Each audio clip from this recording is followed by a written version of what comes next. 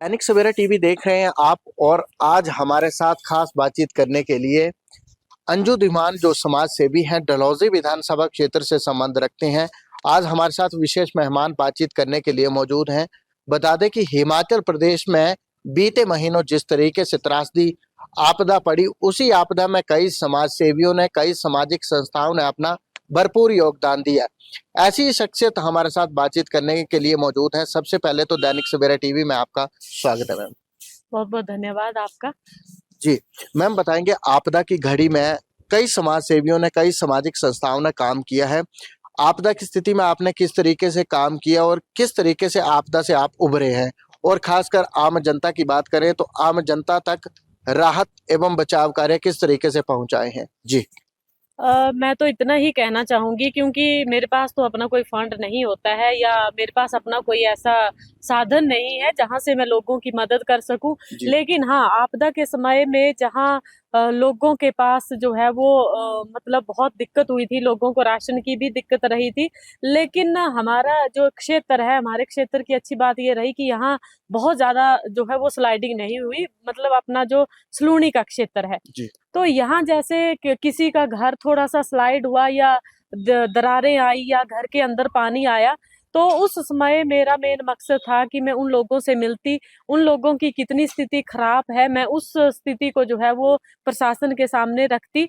तो ऐसी स्थिति में जिस तरीके से मैंने अपनी बात जो है वो अपने प्रशासन से रखी है, इस स्थिति में तो प्रशासन ने पूरा सहयोग किया है। इसके लिए हम एसडीएम साहब का, बीडीओ सर का, तहसीलदार का, मतलब संपूर्ण अपना जो रेवेन्यू डिपार्टमेंट है, सभी का हम धन्यवाद करते हैं।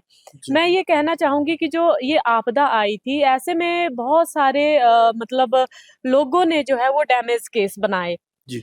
लेकिन मेरा ये था कि जिनका कोई भी नहीं है या जिनकी जान पहचान नहीं है जी, या जो लोग एसडीएम तक नहीं पहुंच पा रहे थे, उन लोगों की बात को जो है एसडीएम तहसीलदार तक पहुंचाने का काम जो है वो मैंने किया है। जी। मैं इतना कह सकती हूँ। बाकी हमारे कुछ एक परिवार, मैं बताऊंगी कि 15 परिवार ऐसे थे जिनको जो है वो मैंने राशन भी पहुंचाया। जी। और कुछ एक परिवार आज भी ऐसी स्थिति में है जिनको हर दूसरे महीने जो है वो मैं राशन पहुंचाने का काम करती हूँ। जी। लेकिन ये किसी संस्था का बजट नहीं है या मेरे पास या फिर किसी प्रशासन का कोई मतलब इसमें सहयोग नहीं है।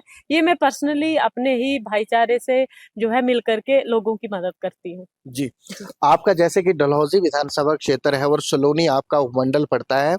उपमंडल सलोनी में इन दिनों प्रशासन द्वारा अभियान छेड़ा गया है कि टूरिस्ट डेस्टिनेशन को कैसे बढ़ावा दिया जाए, जो पर्यटन स्थल है उनको कैसे बढ़ावा दिया जाए, और खासकर पर्यटन स्थलों को बढ़ावा देने के साथ साथ युवाओं को रोजगार कैसे दिया जाए। प्रशासन इसे लेकर जो है एक अभियान छेड़े हुए हैं।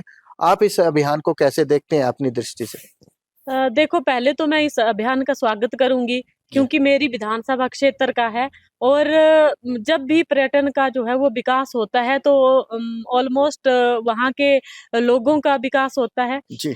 तो लेकिन मैं इसमें एक अपनी राय जो है वो रखना चाहती हूँ कि जैसे हमारा जो डलहौजी है, पहली बात कि हमारा जो विधानसभा क्षेत्र है, हमारा सिर्फ एक कुछ पंचायतों का केंद्र बिंदु है डलहौजी।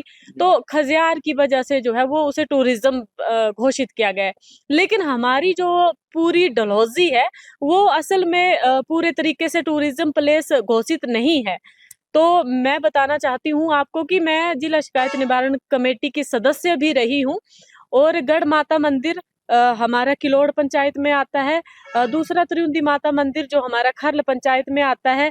तीसरा हमारा बड़ेला पंचायत में अंजनी माता का मंदिर आता है। जी। और बहुत प्रसिद्ध ये स्थल है। जी। लेकिन हमें दुख ये लगता है कि चाहे प्रशासन हो या सरकार हो, केवल डलहौजी की ही कुछ पंचायतों को देख करके कि ये टूरिज्म प्लेस है, वहीं तक ही सीमित है। जी। मैं चाहती हूँ कि हमारे क्षेत्र में आए, हमारे ग्रामीण, मतलब आप आसपास का वातावरण देख सकते हैं, यहाँ बर्फबारी होती है, यहाँ मतलब गर्मियों में बहुत अच्छी ये जगह है। लेकिन यहाँ जो है वो टूरिस्ट आता आता भी है थोड़ा बहुत, लेकिन उनको बैठने की व्यवस्था नहीं है। जी। हमारे लोगों को अगर टूरिज्म की कोई योजना आती है तो हमारे जो लोग हैं, जो हमारे गाइडर होंगे, उनको गाइड करने वाले, हमारा कहाँ टूरिस्ट, उनको जो है वो अच्छी तरीके से ट्रेनिंग दी जाए, जी। पहली बात। जी। दूसरी बात ये है कि जो टूरिस्ट प्लेस है हमारे, वहाँ तक सड़कें आज भी नहीं पहुँच पाई है। तो इस चीज़ का हमें दुःख लगता है और ये मेरी माँग भी रहेगी स्पेशली कि पहले तो वहाँ के लिए सड़कों की व्यवस्था अच्छी की जाए, जी, उसके बाद जो है वो आगे की सोच सकते हैं। जी, क्योंकि हमारे प्रकृति का बहुत ही खूबसूरत जो नज़ारा है वो हमारे सलूनी इसमें उपमंडल में है। जी, जी। जी। ये हमारे साथ बातचीत करने के लिए समाज सेवी अंजू धीमान थी, जिन्होंने आपदा की घड़ी में किस तरीके से काम किया है। इसके साथ ही विशेष मुद्दा जो है वो डलहौजी विधानसभा क्षेत्र के जो कई पर्यटन स्थल हैं जो अभी जो है विकसित नहीं हुए हैं, उन्हें कैसे विकसित किया जाए, प्रशासन का ध्यान उस ओर कैसे ले जाना है, इसके ऊपर बातचीत की है। और खासकर अगर जो पर्यटन डेस्टिनेशन है, अगर वो विकसित होते हैं तो युवाओं को इससे रोजगार भी मिलेगा और यहाँ पर रोजगार के कई साधन जो है वो निकल सकते हैं। आप देखते रहिए दैनिक सवेरा टीवी के लिए चंबा से मोहम्मद आशिक की रिपोर्ट।